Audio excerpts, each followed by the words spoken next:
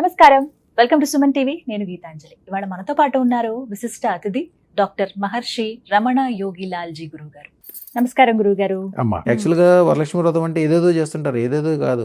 మీకు వీలున్నంత వరకు కమలం పూలు తీసుకొచ్చి పూజ చేయాలి అమ్మవారికి. మందార పూలు తల్లో పెట్టుకోవాలి. అమ్మవారికి గులాబీ రంగు, ఎరుపు రంగు అంటే ఇష్టం. 11 మందార పూలు ఎవరైతే మందార పూలతో పూజ చేసుకొని తల్లో పెట్టుకుంటారో వాళ్ళకి జీవితాంతము ఒక గొప్పదనం ఏర్పడుతుంది.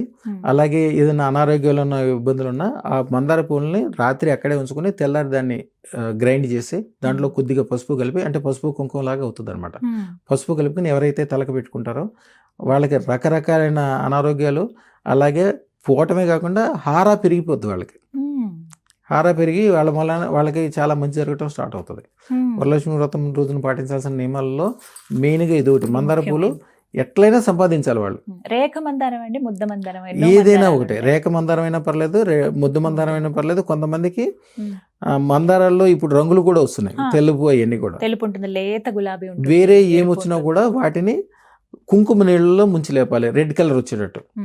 మందారమే, రంగు మాత్రం రెడ్ వచ్చేటట్టు కుంకుమ నీళ్ళలో ముంచి లేపి 11 మందారాలతో పూజ చేసుకోవాలి.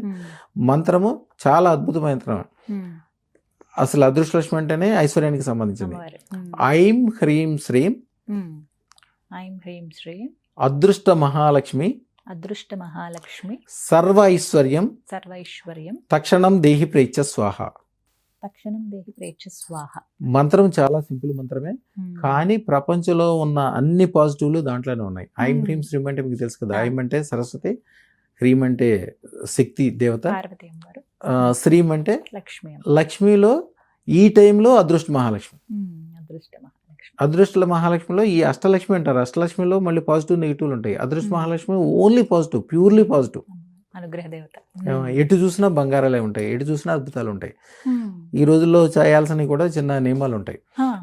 మీకు వీలుంటే ఒక 9 రూపాయి బిళ్ళలు తీసుకుని ఒరిజినల్ ఆవు నెయ్యి తీసుకొచ్చి దాంట్లో ఈ 9 రూపాయి బిళ్ళలు వేసి పైనుంచి కొద్దిగా పసుపు వేసి దాన్ని మూత పెట్టాలి.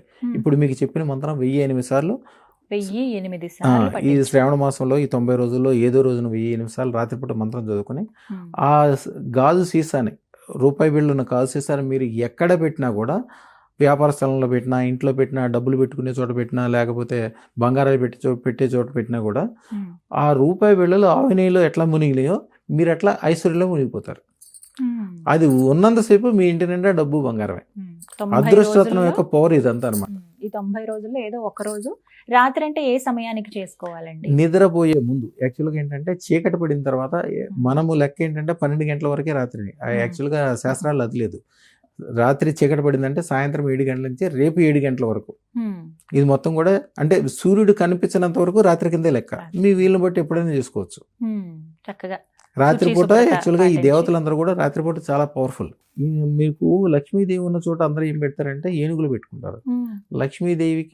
లక్ష్మీదేవితో పాటు ఐరావతం పుట్టింది కాబట్టి ఏనుగులు పెడతారు. కానీ లక్ష్మీదేవికి ఐరావతం తోటి పెద్ద సంబంధం లేదు. తోడబుట్టిన వాళ్ళు అంతే. శుక్రుడు కానీ వీళ్ళందరూ కూడా తోడబుట్టిన వాళ్ళు. లక్ష్మీదేవి వాహనం గుడ్లగూబ. గుడ్లగూబ ఎందుకు ప్రత్యేకత? గుడ్లగూబ చీకటిలో చూడగలదు. అంటే ఒక మనిషి ఎంత కష్టాల్లో ఉన్నా, ఎంత చీకట్లో ఉన్నా, ఎంత ఇబ్బందుల్లో ఉన్నా వాళ్ళు ఆ దాంట్లోంచి, ఆ చీకట్లోంచి ఎవరికి కనపడింది వీళ్ళకి కనిపిస్తుంది. పూర్తి వెలుగుతో చూడగలుగుతారు. మంత్రం తెలియజేశారు, అలాగే ఎలాంటి పరిహారం కూడా చెప్పారు. ఆవునేతిలో చక్కగా ఇవన్నీ చెప్పి ఇది మొత్తం ఈ 90 రోజుల్లో ఏదో ఒక రోజు మాత్రం పాటించాలండి. అవునమ్మా. ఈ కొన్ని నియమాలు కూడా మంచివమ్మా. యాక్చువల్గా ఈ శ్రావణ మాసంలో బాత్రూమ్ని జాగ్రత్తగా ఉంచుకోవాలి. బాత్రూమ్ శుభ్రంగా ఉంచుకోవాలి. ఎందుకంటే ఎప్పుడైనా ఆకస్మిక ధనం రావాల్సింది మీకు ఎక్కడి నుంచి వస్తుంటే రాహు ఇస్తాడు. రాహు బాత్రూంలో ఉంటాడు. బాహును చూసుకోవాలి. అలాగే వీలుంటే రోజు ఒక 4 అగ్గిపుల్లలు, రాహుకి 4 సంఖ్య, 4 అగ్గిపుల్లలు తీసుకెళ్ళి బాత్రూంలో ఒకసారి వెలిగించి దాన్ని ఎట్లా అంటే దాని యొక్క సెగ కానీ పొగ కానీ 4 మంటలు కానీ ఎప్పుడైతే రాహు కనిపిస్తుందో ఆయన శాంతిస్తాడు. అలాగే ఇంకొక మంచి ఉపయోగం కూడా చేస్తారు. మంగళవారం పూట నిమ్మకాయలతోటి మంచిగా దీపం వెలిగించి, అది యాక్చువల్గా దుర్గాదేవి ఆలయంలో కానీ పోచమ్మ ఆలయంలో కానీ పెడతారు. కానీ అది బాత్రూంలో పెట్టగలిగితే అది ఇక కొంతకాలం పాటు మీరు ఆకస్మికమైన ధనం వచ్చేదానికి అడ్డం ఉండదు. మంగళవారం రోజు అండి. సమయం ఉంటుందండి దీనికి? జనరల్గా మార్నింగ్ చేస్తారు, లేకపోతే చీకటి పడ్డాక చేస్తారు. ఒక్క దీపం చాలు.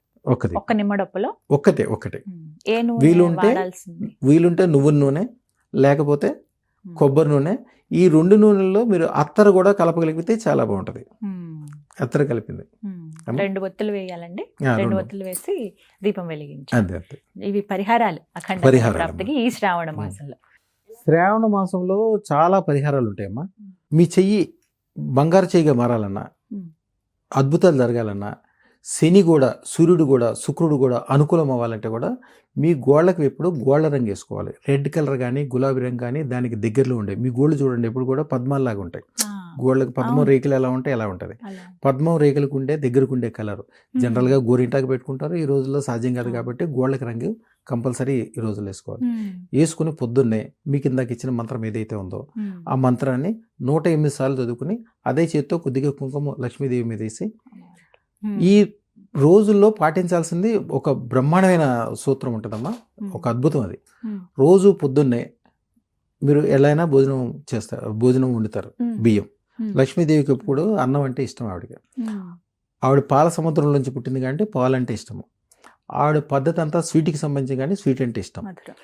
మీరు అన్నం వండగానే ఈ రోజుల్లో దాంట్లో పాలు పంచదార కలిపేసి అమ్మవారికి ప్రసాదం పెట్టాలి. ప్రతి శుక్రవారం కొత్త కొబ్బరి బొండం తెచ్చుకోవాలి. అద్భుతమైన ధన లాభాలు రావాలి, ఇల్లంతా డబ్బులు కురవాలి, బ్రహ్మాండంగా ఉండాలంటే ఇంట్లో ఎటు చూసినా డబ్బులు ఉండాలి, ఎటు చూసినా సుఖం సంతోషం ఉండాలి. నాకు ఇది లేదు అబ్బో ఏంటి అటు చూసినా బంగారాలు కూర్చున్నాయని మీరు నిజంగా ఫీల్ అవ్వాలంటే, పొద్దున్నే లేచి ఆనందంతో గంతులేయాలనిపించాలంటే ఒకటే మార్గం.